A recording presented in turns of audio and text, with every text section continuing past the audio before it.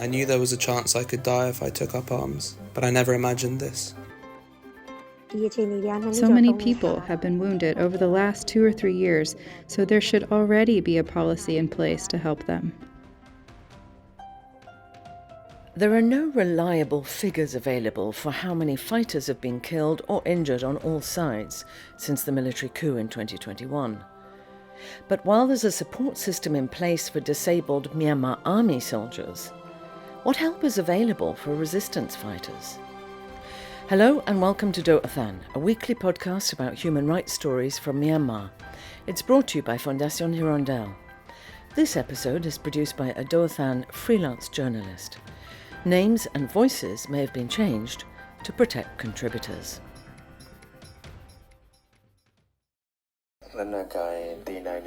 I knew there was a chance I could die if I took up arms, but I never imagined this. It's something that never even crossed my mind. Ko Htet is 24. Like many people who've joined the armed forces battling the military regime, he was prepared to die for the cause, but he wasn't prepared to be disabled. Ko Htet was a member of the student union in Mandalay when the military seized power in a coup in February 2021. He took part in anti-coup demonstrations, but after being shot at in a protest, he decided to join a People's Defence Force, or PDF. In April 2022, he was in a fierce battle with the Myanmar military in Kyaw Khine state. The day my leg was injured, the military was launching an offensive. We had to go to the front line, and when the enemy started attacking with all kinds of weapons, we had no choice but to take cover in a trench. That's when I stepped on a landmine they'd buried. Ko Htet couldn't get proper medical care immediately, so he endured a night of hellish pain, and then his leg had to be amputated. After that, the wound got infected, and he got further treatment in Mae Sot, Thailand. But there were complications, and a second amputation was required. He's now living at the Sunshine Care Centre in Mae Sot.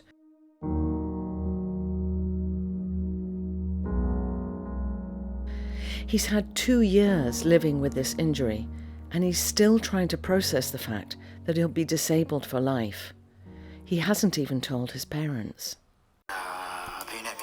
My parents don't know about this, and I just let it be because I can't bring myself to tell them. When I video call my mum, I only show my upper body. I'm really careful not to let them see my leg.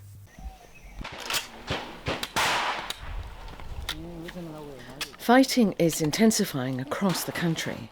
According to ISP Myanmar, there have been over 17,000 clashes across Myanmar since the coup, affecting 70% of the townships. Inevitably, more people are joining the ranks of the disabled, civilians as well as soldiers on all sides. The National Unity Government, or NUG, wouldn't give us numbers for the resistance side. Gobobo came to the care centre more recently. He stepped on a landmine 5 months ago during a battle and lost his left leg. He's just waiting for a prosthetic now.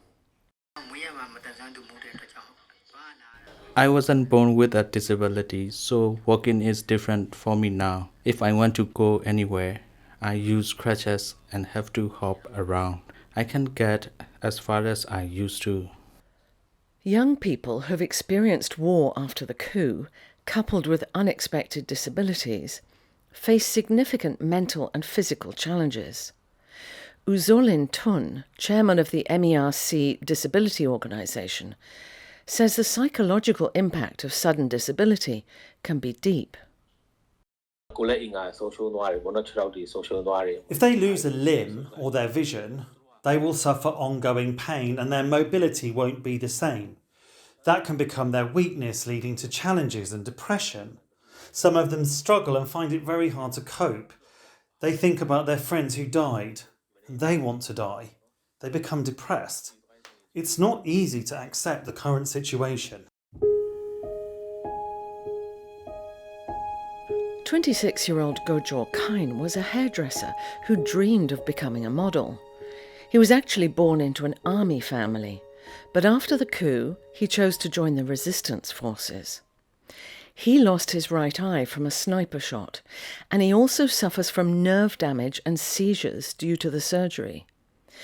But it's the mental health impact which he has felt the most. He lived in Mae Sot for a year and tried to restart his hairdressing career, but he felt scorned and excluded. Even my girlfriend left me when this happened.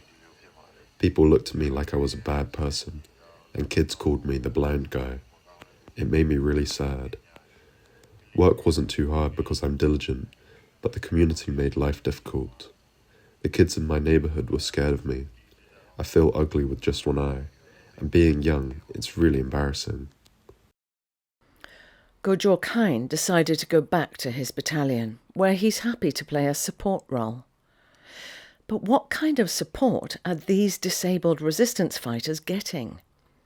When people are injured in battle, there's usually initial medical treatment through the NUG, but it's not always possible, and it's not always adequate.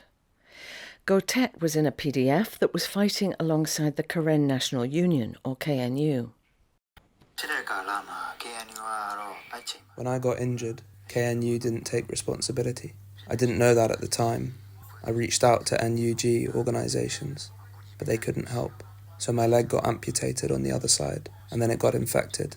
I had to come to Mae Sot and continue treatment with support from the ICRC. Mau Sway, Deputy Secretary of the NUG's Ministry of Defence, would only reply in writing to Do Than. He said that injured fighters are transferred to clinics and hospitals under the Ministry of Defence.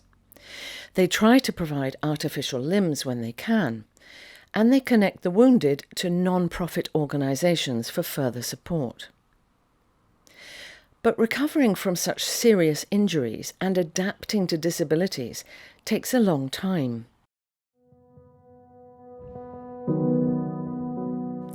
Kyaw Khine lost both his brother and one of his legs in an explosives accident 3 years ago. He said the level of help that he got faded after a few months.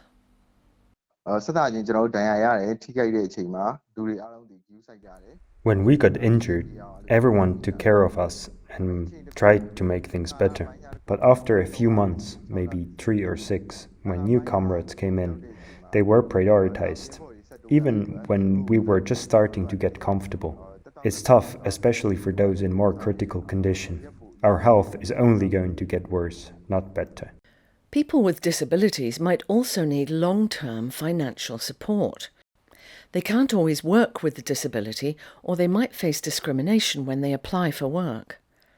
Myanmar Army veterans generally get a disability allowance, a pension, and sometimes free housing.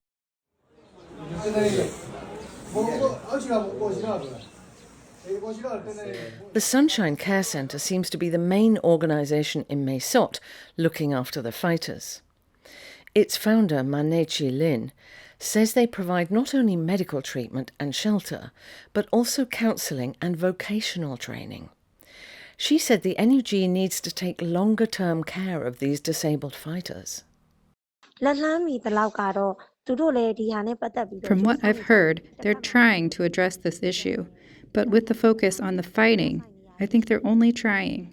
I'd recommend they actually start implementing a plan rather than just trying. So many people have been wounded over the last 2 or 3 years, so there should already be a policy in place to help them.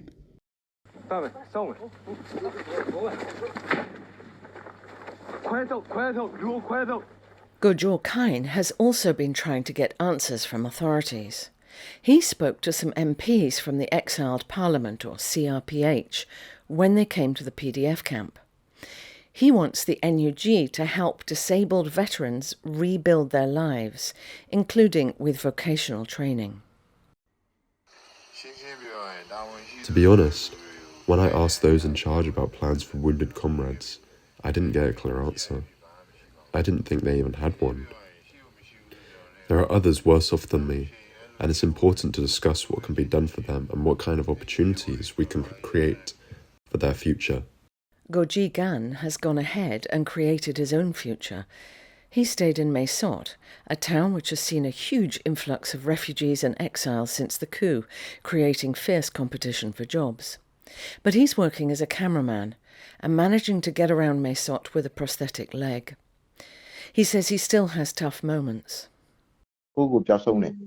I feel like I've lost myself and I wonder why I'm still alive. Everything I tried to do feels like it was in vain. There's nothing left. Even though I'm someone who needs help now, I think I need to find meaning in my life by trying to help other people. Ko Htet is well known in the community for his helpful nature, and he has strong advice for other people facing disabilities like him. We can't see ourselves as patients or as weak people, because what we have done is nothing short of a revolution. And revolution isn't just about resisting the military junta, it's also about dealing with our own struggles, both inside and out, to make life better in whatever way we can. We have to stay strong to keep doing what we want. Life goes on, no matter what, so we've got to try to stay strong.